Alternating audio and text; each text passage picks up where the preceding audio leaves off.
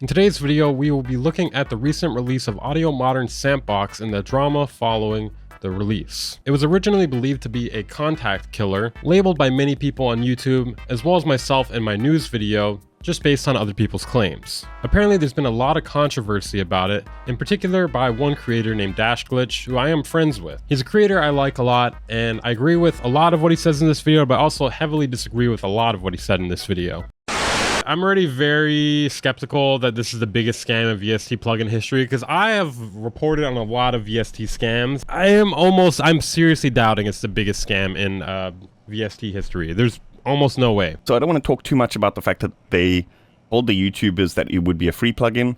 They told us that there would be no hidden paywalls, and then on release day, it's not a free plugin. There are in fact hidden paywalls. I don't want to talk too much about the fact that the landing page that we got and a lot of us used in our videos said free download, and that subsequently changed as soon as a lot of us launched our videos to remove the word free and to add the words for Soundbox owners only or something like that. Music community has a clickbait problem. I've done this a lot too, so I feel like I'm probably not the person to make that video. It's not gonna look good if I make that video. Let's be honest, dude. Let's be honest. Which is frankly quite bizarre considering how it was done. But everything about this plugin absolutely stinks. So disingenuous. The wording on the website, all the actual specs have kind of been dodged a little bit. And once you've actually got the product installed, it's incredibly underwhelming. So also, because this is a bit of more of a subjective take, I also need to mention the fact that I used to love this company. I've been supporting them since, I think, 2018. I've been putting out promotional videos for them for free. I don't believe I have ever asked a promotional fee just because I use their stuff. Let's just put it this way, I was a fanboy, you know? I absolutely trusted this company, and I can't create a clickbait title without getting 20 dislikes and a bunch of crap in the comment section. I hardly ever do it. Yeah, I mean, same, dude, same. The most recent, like, the thing is, it's not even if it's clickbait. Like, if, for instance, my most recent video, what was it? The most important music production news of October. That's not even fucking clickbait, dude. It's like, but it's also accurate because, like, that was like basically all the big shit of October put together in one video. So. And then that still got like, it's got like a 95% like ratio, which is lower than normal. Put my trust in them. And so it's not just me being a hater. It's not just me trying to create rage bait. You know what I mean? I've actually... come on, though. I mean, come on. I mean, I'm on your side here, bro, but the title's a little bit rage bait. A little bit. So this is just my personal opinion. It looks like something has changed in management or ownership or something, because the direction of the company has completely changed. And this kind of new, disingenuous kind of direction is not the direction that I want to see these companies go in. Unfortunately, it seems to be a bit of a trend amongst music tech plugin companies in general, both software and hardware companies. It seems to be a bit of a trend. Okay, so the first thing I want to talk about is how many sounds actually come with these preset packs, right? And in the original video, there was quite a few people saying, oh, but, you know, the sounds themselves are pretty good. Why didn't you compare it to sort of other stuff in the market? And in my responses, I did a quick count. You know, I just kind of I scrolled and estimated, and I said, oh, there's about 50 sounds in the pack. It's not... that looks like less than 50. Not worth it for 39 euros retail or 50 sample-based presets, right? Okay. There's more caveats, by the way. But I was being very generous with my count. Yeah, no, that's definitely not 50. That looks like maybe like 30, if I had to guess. This pack only has 37 presets. If you want to pause or go slow and maybe count these, you can. But there's no way I can really edit that out of the video. This top one is a personal preset that I made myself. Okay. That's that entire content pack, right? That it looks like about unlocks 30. This plugin. It costs 39 euros retail. If we have a look at these presets, most of them are one layer panned left, a duplicate of that layer panned right, reverb on each channel. The funny thing is, if you do that and you don't change each channel like slightly, then it literally is just it's still fucking mono then. Right? It's still fucking mono. Unless you, like, somehow change left and right a little bit. Like, that is the most minimal, not in terms of aesthetic, but, like, minimal in terms of the work effort put in that I've seen in a long time. And this is not just yeah, like, wait, hold on. So it's not even stereo in that sense. In order for it to actually be stereo, there has to be some difference between left and right channel. I don't know if everyone knows that, because mono is just essentially the same signal coming out of both speaker. So if there's no difference between each layer, then it's still mono. And this is not just me looking for this particular preset. We can scroll randomly. Okay, here's just one effects, reverb, and delay, kind of basic. They're definitely in the future going to start locking certain elements. So you don't really know that for certain. You don't really know that for certain. Of the plugin, or certain packs that maybe cost less, and these kinds of things. Okay, so just off the top of my head, to just get like a competitive comparison, right?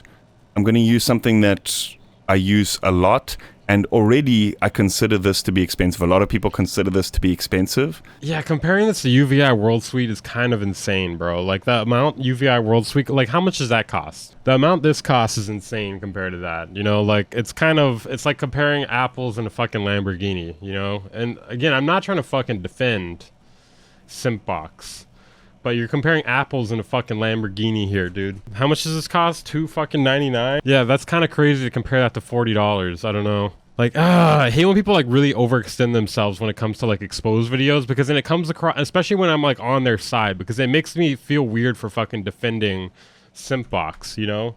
You're making me defend Simpbox right now, and I don't really want to do that. Just considering the fact that like, it's a big suite, right? But look here, right? $299. It's expensive. Yeah, that's my point. Less than 10 times the price. But here, you're getting over 1,900 presets and an extra 12,000 loops that you can use on the side. Like, that's not included in the preset. And all of the 80,000 samples. I was waiting in the waiting room of the scheduled stream. Oh, shit. Hold on a second. Let me go delete that. In the entire collection are waves. You can drag them out and use them in your project. They're not some proprietary format or anything like that. So yeah, these things are expensive, but like, compare this. 1,900 presets and 12,000 samples compared to 37. And they're not even proprietary. It's locked in that software. Fully locked. Remember? Fully locked in that software. It's nowhere near the competitive average. I just think this is an insane comparison. Like, I understand this is better, but the price is like so much higher. Like, nowhere near it. And the UVI player can support up to 16 layers. It works with MPE. It has much better effects. Just everything about it is so much better. You can do multi-timbral stuff where you have different MIDI channels triggering different layers. And that's the stuff that's, I would say, like competitively priced. There are free options out there, right? Sound Paint. Sound Paint is... What the fuck is Sound Paint, dude? This looks like Contact, which if we're going to replace Contact, we probably don't want something that looks and functions like Contact. It's totally free. There are tons of free packs that you can get for it. It's open for third-party developers. You can have up to 8 layers. These effects are so much better. Look here, 4 different types of delays, 5 different types of reverbs. And if we just look at, for example... He is sped up, dude. He's already sped up. Like, just one of these styles of filters. Look at all these different settings. You know, it's not just... We have slope controls and all sorts. And sound like you said slurp controls. On top of that, it's also got this crazy kind of spectral, I think, morphing system where you can morph the layers into each other and stuff. That's the competition. You know, this is free. Okay, well, that's kind of cool. World Suite is... Actually, I kind of want to try Sound Paint now. That sounds kind of sweet. 10 times the price, but 40 times the amount of... No more. It's 40 times the amount of presets. Then you still get the samples on top. Personally, I expect it better from Audio Modern. Like I said, I've been supporting them since 2018. I personally expect it better. I generally expect better from companies that are charging for their products. I mean, yes, it looks nice, looks fancy. Some of the presets sound pretty good, but there's way too little for the amount of price for the buy-in. Okay, so even regardless of the fact that, you know, even if you're not too against the whole lock paywall buy-in system, just the value of the presets alone is not even there. They absolutely missed the mark on this release, like tenfold. And it's bizarre to me that it seems like myself and like 1 or 2 other people are the only people that are actually talking about it on YouTube. It's bizarre.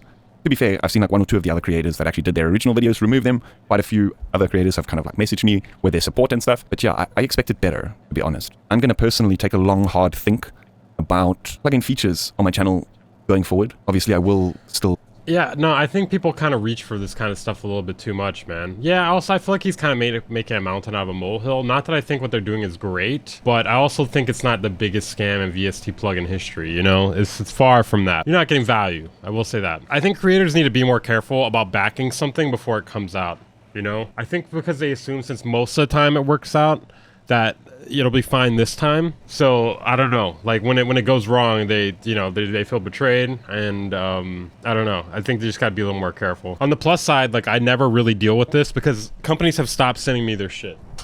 Pretty much every company has stopped sending me their shit because they don't want me shitting on it, which is fair, but yeah, that's it causes all these other people to get out videos first. Make us jump through hoops for them, make us lie for them, make us show face to the community for a whole damn week while they're asleep at the wheels. This is crazy. But yeah, I'm pretty much done with the launch content. I'm absolutely done with Audio Modern. But yeah, let me know your guys' thoughts. Again, this was the more subjective version of the objective facts which were in the last video. Kind of just tying it all up, showing you how disingenuous the wording is on the website. I mean, it still says it's completely free, no paywalls. And there's still a paywall. It's still not completely free.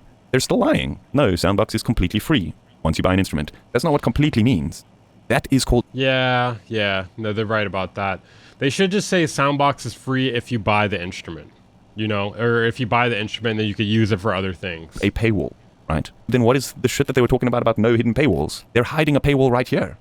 Anyway, I'm out. I'm pretty much done on this whole topic. Okay. I guess my overall conclusion is that this plugin seems okay, but I don't think they're being as malicious as Dash is saying. As far as hidden paywalls, my guess is that they meant hidden paywalls within the plugin, and I'm just going out on a limb here, maybe they didn't realize their entry paywall could be considered one. I don't know, I am giving them a little bit of the benefit of the doubt here because it seems pretty stupid to say free and then charge people up front for the library in order to get it. So it is technically free, but with the purchase of a library. I don't know, it just seems kind of ridiculous for them to be this stupid. Maybe they are though, maybe they think we are this stupid to fall for that. Aside from that though, I just don't see how this actually hurts anyone. Nobody's paying for it and not getting the thing that they paid for. It doesn't seem like anybody's actually falling for the free plugin claim because you actually have to buy it in order to get it. And I'm not on Audio Modern's side here, but I'm not completely on Dash's side either. I just think there's more nuance to this. And I think some of Dash's claims are kind of extreme and maybe emotionally charged. I think he may have been misled by this plugin's release and the fact that he was doing